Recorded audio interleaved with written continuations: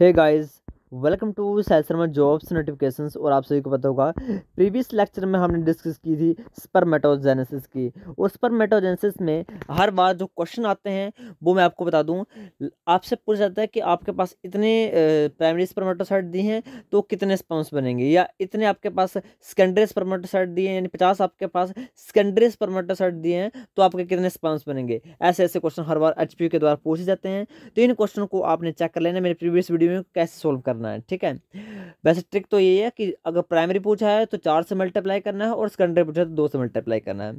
अब हम वीडियो को स्टार्ट करेंगे oogenesis के। जो भी बच्चे हिमाचल प्रदेश यूनिवर्सिटी शिमला, एसपी मंडी, या आपको पंजाब यूनिवर्सिटी, या हम बोल सकते हैं यूटीपीजी एमएससी जोलॉजी के लिए तैयारी कर रहा है तो उनके लिए स्पेशल वीडियो बन रही है। मेरे प्रीवियस जो प्लेलिस्ट थी वो थी इम्यूनोलॉजी सीरीज की, वो पूरी कंप्लीट हो चुकी है। मेरे चैनल पर जाइए, उसको आप बात कर सकते हो। लास्ट में एक एमसीक्यू क्वेश्चन की वीडियो होगी, उसको आपने बात कर लेना है। इसमें हम आज के टॉपिक है डेवलपमेंट बायोलॉजी। तो डेवलपमेंट बायोलॉजी के हम oogenesis को देखेंगे, यानी कैसे फीमेल में एग की फॉर्मेशन होती है। ओके, मैमेलियन oogenesis यानी egg production differs greatly from the spermatogenesis. अब सभी को पता होगा oogenesis स्पर्मेटोजेनेसिस काफी डिफरेंस है। अब हम देखेंगे क्या डिफरेंस है।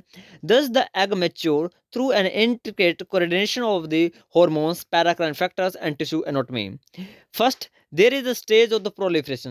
पहली जो स्टेज आती है oogenesis में होती है प्रोलिफरेशन, यानी डिवीजन करके, माइटोटिक डिवीजन करके अपने साइज को इंक्रीज करना। In the human embryo the thousands of primordial germ cells reaching in the developing ovary and divide rapidly and to form the 7 million oogonia। अब सभी को पता होगा जब बच्चा फिटस फीमेल का एम्ब्रियो में होता है तो वो लगातार डिवीजन करता रहता है और अपना नंबर इतना ज्यादा इंक्रीज कर लेता है 7 मिलियन। आप सोच सकते हो कितना ज्यादा है, यानी आपका 1 मिलियन होता है 10 लाख, यानी 17 लाख एग आपके बन जाते हैं, ठीक है।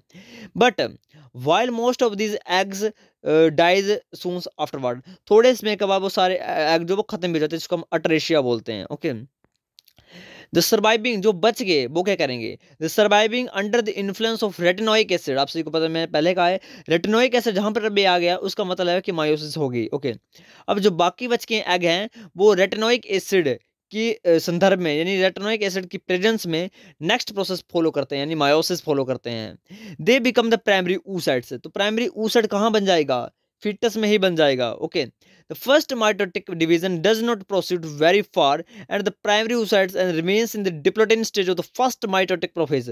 देखो कल मेरे से आई थिंक गलती है, मैंने कहा था कि जब बच्चा पेट में होगा फीमेल का केस बोल रहा हूं मैं, तो वहां पर मायोसिस 1 में आपकी डिवीजन स्टॉप हो जाती है, तो वो तो मायोसिस 1 में स्टॉप होती है। बट मैंने लेप्टोटिन स्टेज बोली थी तो वो डिप्लोटिन स्टेज में होती है, ठीक है।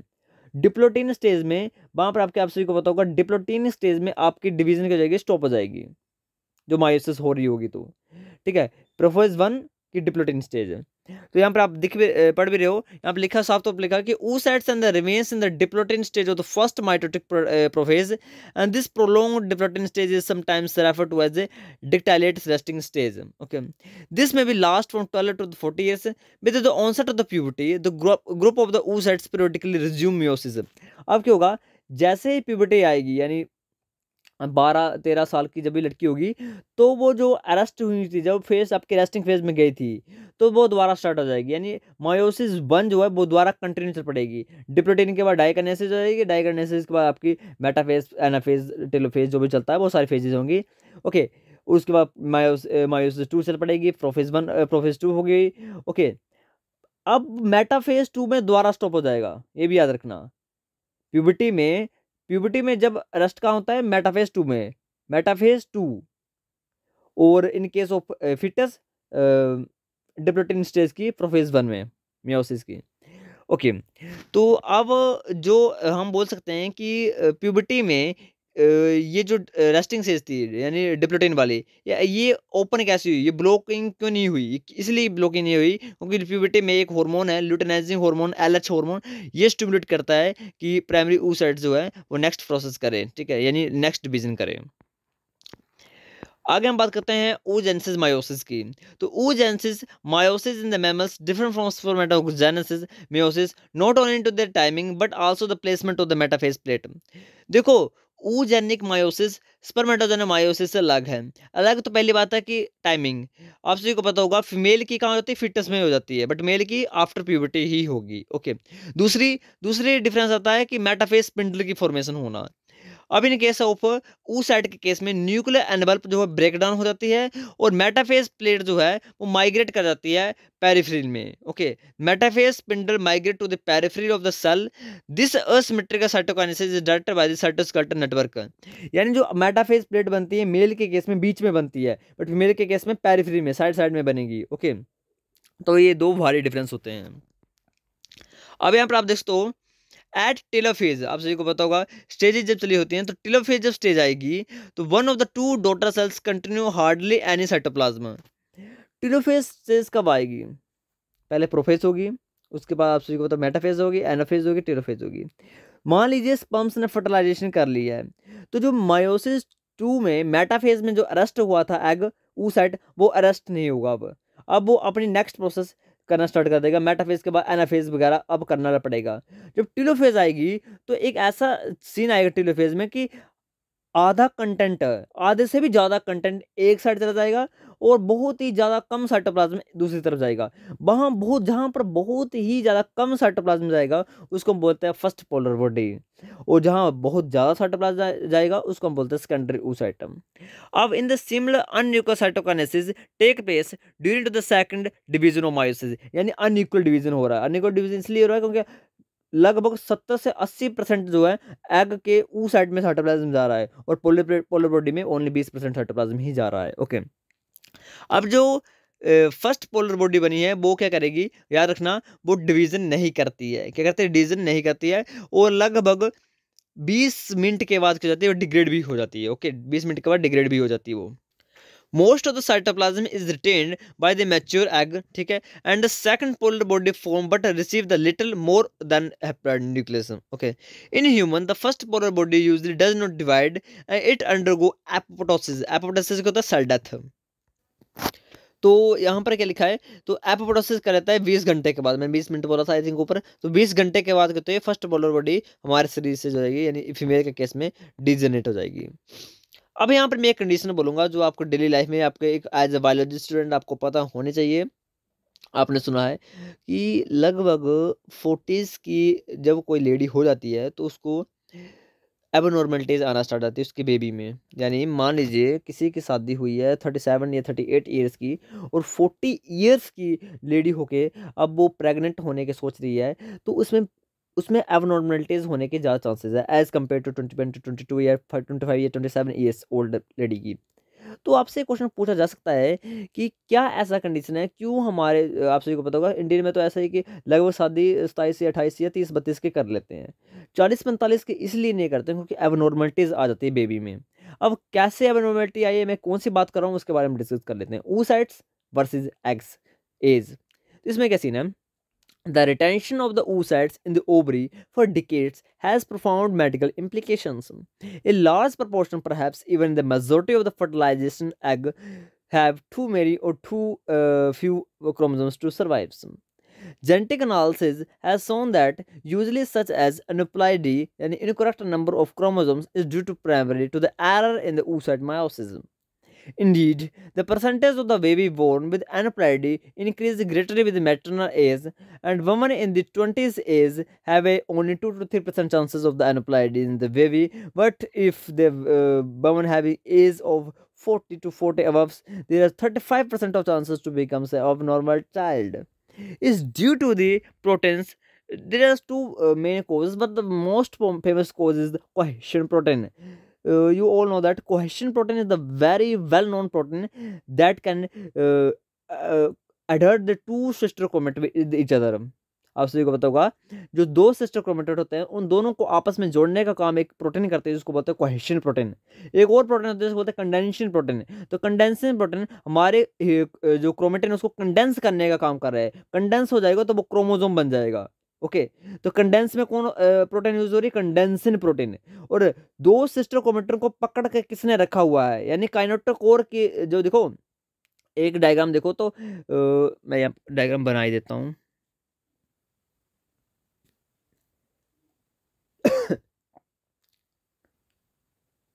एक सेकंड, एक सेकंड।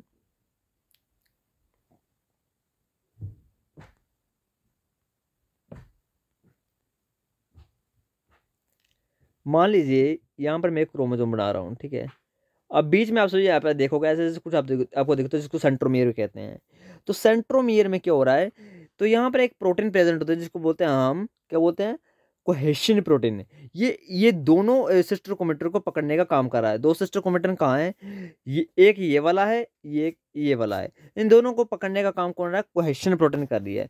तो कोहेशन प्रोटीन आपकी हेल्प करती है कि दो सिस्टर क्रोमेटिन को आपस में पकड़े रखें। तो एट द एज ऑफ 40 ये कोहेशन प्रोटीन की सिंथेसिस जो है वो स्टॉप हो जाती है।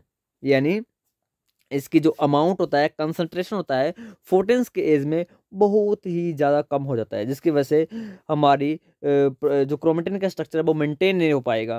और जब इसकी फर्टिलाइजेशन होगी स्पर्म्स के साथ, तो हमने कहा है कि मैक्सिमम साइटोप्लाज्म जो है वो अनन्यूक्लियर डिस्ट्रीब्यूट होता है, बट वहाँ पर अनन्यूक्लियर का भी आप सभी को ट्रांसफर हो रहा है। तो जो आपका क्रोमेटिन है वो अच्छे से क्या हो जाएंगे, ट्रांसफर नहीं हो पाएंगे, यानी उनका अनइक्वल डिवीजन हो जाएगा बहुत ही ज़्यादा। अब स्ट्रक्चर ही मेंटेन नहीं होगा क्रोमेटिन का, तो क्रोमेटिन का तो देखो, क्रोमेटिन ने ही आगे जाकर क्रोमोसोम बनना है, और क्रोमोसोम के अंदर ही जीन्स हैं। अगर उनका स्ट्रक्चर ही मेंटेन नहीं है तो आप कैसे सोच सकते हो कि क्रोमोसोम का डिवीजन भी इक्वल होगा। अब ऐसी होगी, कुछ कुछ सेल्स में बहुत ज़्यादा नंबर बढ़ जाएगा क्रोमोसोम्स का, यानी पूरे के पूरे 22, 24 ऐसे तक क्रोमोसोम चल जाएंगे, और दूसरे सेल्स में ओनली 4 या 5 क्रोमोसोम आएंगे। तो बहुत ज़्यादा अनइक्वल डिवीजन हो जाएगा, जिसके कारण अनइक्वलिटी आ जाएगी। तो ये एज 40 में होता है ऐसा, और 20-22 एज में ऐसा कोई इशू होने की बात नहीं होती, क्योंकि यहाँ पर कोहेशन प्रोटीन जो है वेल नोन होती है। कोहेशन प्रोटीन का फंक्शन इधर लॉस नहीं होता है, बट जैसे जैसे एज बढ़ती जाती है कोहेशन प्रोटीन की कंसंट्रेशन डिक्रीज होती जाती है, और कोहेशन की कंसंट्रेशन डिक्रीज हो जाएगी तो क्रोमेटिन का स्ट्रक्चर मेंटेन नहीं रह पाएगा, और क्रोमेटिन का स्ट्रक्चर मेंटेन नहीं रह पाएगा तो क्या होगा, हमारा जो अनइक्वल डिस्ट्रीब्यूशन होगा क्रोमोसोम्स का, कई सेल्स में बहुत ज़्यादा क्रोमोसोम्स चले जाएंगे और कई सेल्स में बहुत कम क्रोमोसोम्स आएंगे, जिसकी वजह से एबनॉर्मलिटीज आएंगी। ओके, तो कोडा कोडा तो सिंपल बात है कि सेक्स डिटर्मिनेशन हम सिंपल, हम ये नहीं कह सकते कि बाई क्रोमोसोम की वजह से सेक्स डिटर्मिनेशन है। कई कई आपके एनिमल्स हैं वहाँ पे इन्वायरमेंटल इन्फ्लुएंस होता है, इन्वायरमेंट की वजह से। मोस्टली जो ठंडा इलाका होता है यानी कूलर रीजन होता है, वहाँ पर मेल की प्रोडक्शन होती है, और जहाँ पर वार्मर एरिया होता है वहाँ पर फीमेल की प्रोडक्शन होती है, ठीक है। तो ऐसा भी सीन होता है, कोडा में होता है ऐसा। बाकी हमने ये टर्में देख लिए हैं। अब फ्यू ऐसे टर्म हैं यहाँ पर, वो आपको मैं फास्ट करवा देता हूँ, इनसे क्वेश्चन बन सकता है। सेक्स डिटर्मिनेशन और गैमेटोजेनेसिस की है। पहली term, in mammals primary sex determination is a function of the sex chromosomes, XX individual are usually female and XY individual are usually male. तो ये आई थिंक समझाने की जरूरत नहीं है। दूसरा point, the mammalian bichromosomes play a key role in the male sex determination, and XY and XX mammals both having a bipotential gonads. In the XY animals, Sertoli cells differentiate and enclose the germ cells within the testicoles, and these interstitial mesenchyme generates other testicular cells and included into the testosterone secreting Leydig cells. तो I think इसको भी बताने की जरूरत नहीं है, simple language यहाँ पर लिखी हुई है। इन केस ऑफ XX mammals यानी फीमेल की बात की जा रही है, the germ cells will becomes the surrounded by the follicle cells in the cortex of the gonadal rudiments, and the epithelium of the follicle become the granulosa cells, and the mesenchymal gametes generates the theca cells. Okay, in human SRY, ये याद रखना, SRY एक ऐसा gene होता है जो क्या करता है, टेस्टिस डिटरमिनेशन फैक्टर होता है फीमेल के केस में। SRY synthesize the nucleic acid proteins that does function the transcription factor to activate the evolutionary conserve SOX9 gene। अब evolutionary conserve क्यों बोला जा रहा है, क्योंकि SOX9 एक ऐसी प्रोटीन है जो all वर्टिब्रेट्स में प्रेजेंट होती है, और SOX9 प्रोटीन है वही हेल्प कर रही है हमारा मेल की डेवलपमेंट हो। The SOX9 genes products can also initiate the testis formations, function as a transcription factor, and it bind to the gene encoding the anti-mullerian hormones and FGF, and SOX9 proteins have to the positive feedback loop that activate the testicular development। यहाँ पर कहा जा रहा है कि SOX9 एक ऐसी protein है जो एंटी-मुलेरियन हॉर्मोन्स जो आपसे पता होगा सर्टोली सेल्स के द्वारा रिलीज किए जाते हैं उनकी प्रोडक्शन करवाता है, साथ में ही ये FGF को भी इनिशिएट करता है। FGF और SOX9 दोनों मिलकर टेस्टिस की डेवलपमेंट में हेल्प करते हैं। अब देखो WNT एंड रस्पोबन, रस्पोबन की फुल फॉर्म होती है आर स्पॉन्डिन 1। तो WNT एंड आर स्पॉन्डिन 1 ये इन्वॉल्व होते हैं मैमेलियन ओवरी बनाने में, ठीक है। These protein up regulate the production of beta catenin and the function of the beta catenin including to promoting the ovarian pathway and development while blocking the testicular pathway. आप सभी को पता होगा जब WNT4 एंड RSP1 होंगे तो ये दोनों मिलकर बीटा कैटेनिन बनाएंगे और बीटा कैटेनिन जो है सोक्सिनाइन की प्रोडक्शन को स्टॉप कर देगा, जिसकी वजह से मेल की जगह क्या बनेगा, फीमेल बनेगा। Okay. Secondary sex determination in mammals is involved by the factors by the developing gonads. In males, the Mullerian duct is destroyed by the anti-Mullerian hormone, which is secreted by Sertoli cells, while the testosterone produced by Leydig cells enable the Wolfram duct to differentiate into vasa differentia and seminal vesicles. तो जो primary sex determination तो होती है कि ovary बनना है कि testis बनना है, बट सेकेंडरी सेक्स डिटर्मिनेशन होती है कि उसके करैक्टर कैसे हैं, करैक्टर डिपेंड करेंगे हार्मोन पर। तो सबसे पहले होता क्या है, जब टेस्टिस बन जाती है तो टेस्टिस के बाद सर्टोली सेल से वो एंटी मुलेरियन हार्मोन को सिक्रेट करते हैं, जो मुलेरियन डक्ट को रिग्रेस कर देगा, और जो टेस्टोस्टेरोन है जो हमारा लाइडिंग सेल्स के द्वारा रिलीज की जाता है, ये वोल्फिन डक्ट को बनाएगा, और वोल्फिन डक्ट क्या बनाएगा, वास डिफरेंस बनाएगा, वेसिकल्स बनाएगा। Okay. The conversion of testosterone into dihydrotestosterone in a genetic rudiment या genetic tubercles to form the prostate gland, penis and scrotum, ये भी याद रखना। तो penis से scrotum किसने बनाए हैं, dihydrotestosterone ने। Okay. In Drosophila melanogaster, sex is determined by the number of only X chromosomes. Y chromosomes does not play role in the sex determination. There is no role in the sex hormone, so each cell make the sex determination decision. However, the paracrine factor play important role. तो याद रखना, in the case of Drosophila, fruit fly, X Y दोनों होते हैं, but Y chromosome का कोई role नहीं है sex determination में। Only Y chromosome का रोल होता है स्पर्म्स को बनाना, और यहाँ पर रोल होगा एक्स क्रोमोसोम्स का। Okay. The Drosophila sex lethal gene SXL भी बोलते हैं इसको, XSL sex lethal gene is activated in the female that accumulate the protein encoded by the X chromosomes, but the protein does not form in the male because of translation terminations. SXL protein act as a RNA splicing factor to splice and inhibitory exons from the transformer transcripts. आप सभी को पता होगा SXL एक axon 3 होता है, उसको remove कर देता है, स्प्लाइस कर देता है। अगर स्प्लाइस कर देगा तो फीमेल बनेंगे, नहीं करेगा तो मेल बनेगा। तो SXL क्या करती है, स्प्लाइस आउट कर देती है, जिसकी वजह से फीमेल बनती है। ओके। द ट्राप प्रोटीन, जिसको बोलते हैं हम transformer protein, also act as the RNA splicing factor to splice the exon from the double sex transcripts. अब जो ट्रांसफॉर्मर प्रोटीन है वो क्रोमोसोम नंबर छोड़ो, आप डबल सेक्स का एक होता है जीन जिसको बोलते हैं एक्सोन 2 को रिमूव करवाता है in the case of female, और मेल के केस में रिमूव नहीं करवा पाता है, इसलिए मेल बनता है। ओके। ड्रोसोफिला की यहाँ पर बात की जा रही है। In the turtle and alligators, आप सभी को होता है टर्टल और एलिगेटर क्या है, ठीक है।